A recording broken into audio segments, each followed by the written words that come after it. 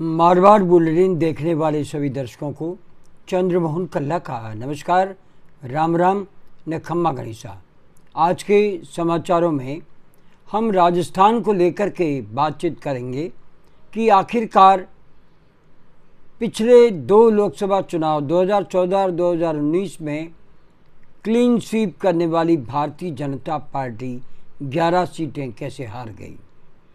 क्या इस हार के बाद में भारतीय जनता पार्टी में संगठन और सरकार में आमूलचूल परिवर्तन होने जा रहा है?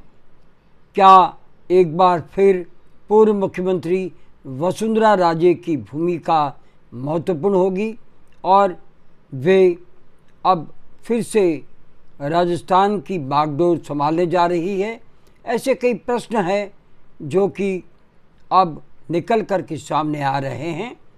देखते हैं, ऊंट के सौर करवट बदलता है, लेकिन कांग्रेस ने 11 सीटें गठबंधन के साथ में जो जीती है वो भारतीय जनता पार्टी को सीधे बहुमत देने के लिए सबसे बड़ी रुकावट बन करके खड़ा हो गया।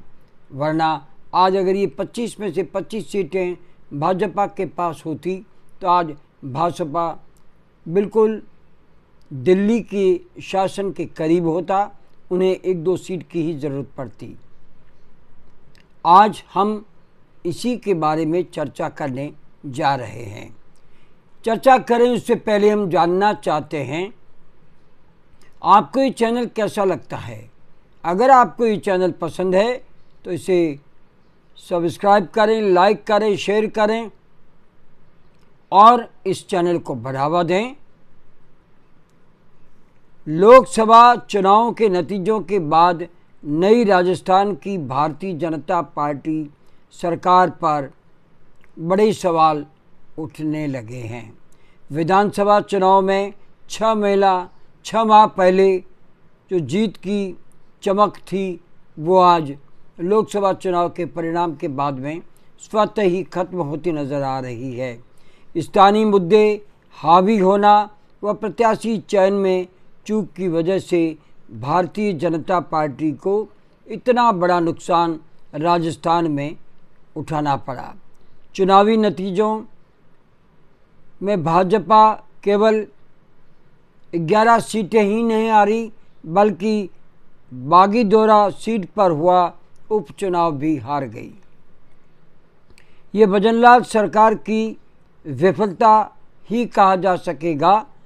आपको बता दें कि पहले चरण के चुनाव में जहां 12 सीटें थी, जहां कांग्रेस विधानसभा सीटों की जीत के साथ में जयपुर पहुंचा था, पहले चरण की 12 में से 8 सीटें कांग्रेस ने जीती और भारतीय जनता पार्टी वहां पर हार गई। बात करते हैं आगे। इनमें गंगानगर, सीकर, चूरू, झुंझुनू, नागौर, भरतपुर, दौसा, करौली, धौलपुर सीटें कांग्रेस व इंडिया गठबंधन जीत गया। दूसरे चरण की बात करें तो 13 सीटों पर चुनाव हुए। भारतीय जनता पार्टी ने 3 सीटें गंवा दी। इनमें बाड़मेर, टोंक, सवाई माधोपुर और बांसवाड़ा की सीट शामिल है। यहाँ तक कि विधानसभा चुनाव में बीजेपी जिन सीटों पर बड़े अंतर से जीती थी, उन्हीं सीटों पर लोकसभा चुनाव में बुरी तरह से पिछड़ गई। कांग्रेस में रहते हुए पूर्व सीएम अशोक गहलोत के सरकार में मंत्री और अशोक गहलोत के नज़दीकी माने जाने वाले महेंद्रजीत मालवीय ऐन वक्त पर कांग्रेस का दामन छोड़ करके भारतीय जनता पार्टी में गए। ये कह कर के गए कि अब कांग्रेस में कुछ बचा नहीं है। सबसे बड़ी बात यह है कि महेंद्रजीत मालवीय भाजपा से टिकट भी लेकर आए, लेकिन वे बांसवाड़ा से हार गए। उन्हें जनता ने सबक सिखा दिया। बीजेपी के खाते में गई सागवाड़ा, गढ़ी और बागीदो सीटों पर भी लोकसभा चुनाव में कम मतों का अंतर रहा। ये भी एक सवाल खड़ा हो रहा है। नागौर के जायल में भाजपा विधानसभा चुनाव जीती, लेकिन लोकसभा चुनाव में हार गई। कांग्रेस का दामन छोड़ने वाले ज्योति मिर्धा ने हनुमान बेनीवाल के सामने चुनाव हारकर अपनी किरकिरी करवा दी। मिर्धा परिवार कांग्रेस का हमेशा से सिपाही रहा था और पूरा परिवार पीढ़ियों तक कांग्रेस का था, लेकिन ज्योति मिर्धा ने न केवल खुद बल्कि पूरे परिवार को भारतीय जनता पार्टी में मिला तो लिया, लेकिन जनता ने उन्हें ठुकरा दिया। ज्योति मिर्धा विधानसभा चुनाव भी हारी थी और अब लोकसभा चुनाव भी वो हार गई। आपको ये भी बता दें कि बाड़मेर में पचपदरा सिवाना गुड़ा मालिनी विधानसभा में बढ़त बनाने वाली भारतीय जनता पार्टी का लोकसभा में सुपड़ा ही साफ हो गया। इसी तरह दौसा, टोंक, सवाई माधोपुर, भरतपुर, चूरू, सीकर की कहानी है। दरअसल पहले चरण में वोट प्रतिशत कम हुआ था। विपक्ष ने संविधान बदलाव, किसान आंदोलन, महंगाई, बेरोजगारी के मुद्दों को उठाया और जनमानस पर इसका बड़ा असर पड़ा। कांग्रेस व गठबंधन को फायदा मिला और कांग्रेस और गठबंधन को 11 सीटें मिल गई। बहरहाल चुनाव परिणाम के बाद प्रदेश संगठन भारतीय जनता पार्टी में बदलाव तय है। क्या सरकार में बदलाव होगा या संगठन में ही बदलाव होगा?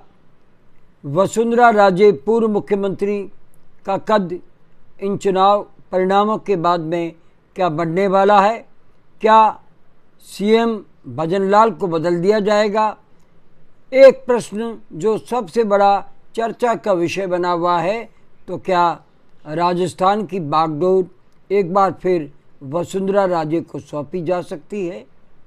अगर ऐसा होता है तो आने वाले दिनों में भाजपा मजबूती से आगे बढ़ सकती है। तो दूसरी ओर कांग्रेस की बात करें तो कांग्रेस में भी बदलाव तो तय है।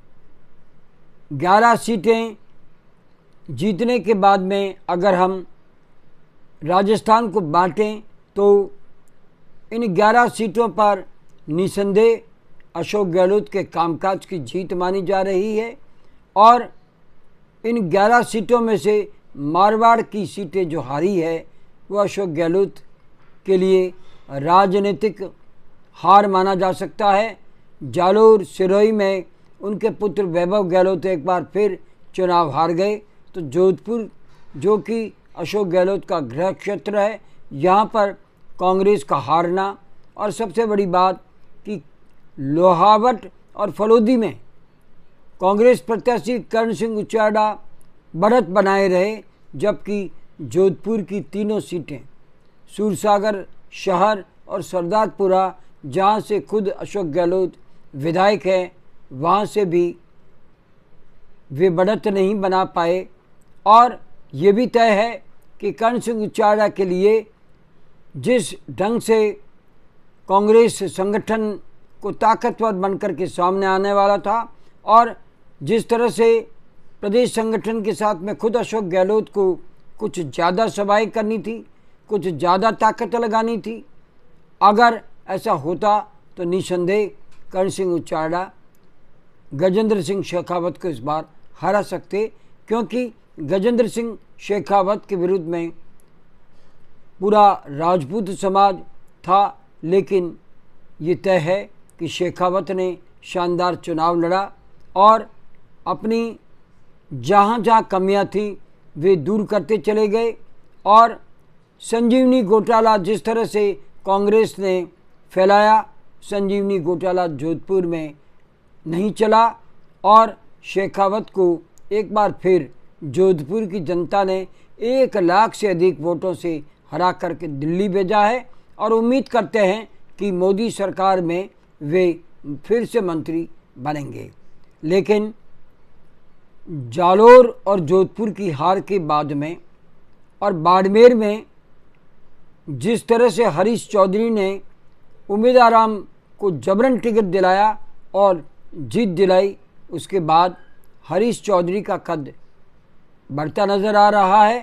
तो अमेठी में अशोक गहलोत ने खुद 1.5 महीने तक रह कर के कांग्रेस को जीत दिलाई। इसके लिए अशोक गहलोत की पीठ भी थपथपाई जा रही है, लेकिन ये 2 सीटें अशोक गहलोत के सीने में चुभन अनुभव कर रही होगी, एक टीस उभर रही होगी कि आखिरकार यहाँ दोनों सीटें कैसे हार गई, जबकि अशोक गहलोत ने सर्वाधिक समय जालोर सिरोही में बिताया।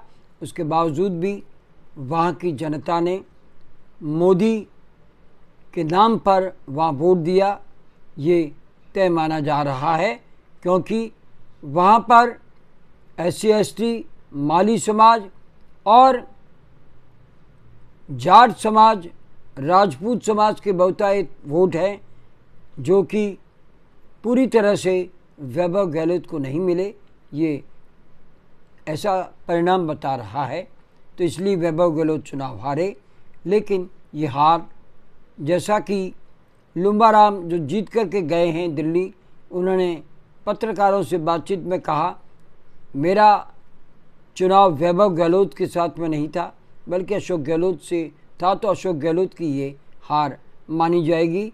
और भारतीय जनता पार्टी ने भी जालोर सीट को लेकर के एक बार फिर कटाक्ष किया है, लेकिन हार जीत 2 पहलू है और आने वाले समय में कांग्रेस को लोकसभा में 10 साल बाद 11 सीटें मिली है। इसका जश्न कांग्रेस प्रदेश कांग्रेस कार्यालय में मनाया जा रहा है और उसमें एकजुटता से फिर कांग्रेस सामने आती है और भजनलाल सरकार को किस तरह से घेरती है, ये आने वाला समय बताएगा। फिलहाल अब विदा लेने का समय आ गया, हमें इजाज़त दीजिए। नमस्कार, जय हिंद, शुभ रात्रि, सब्बा खैर, जय जय भारती।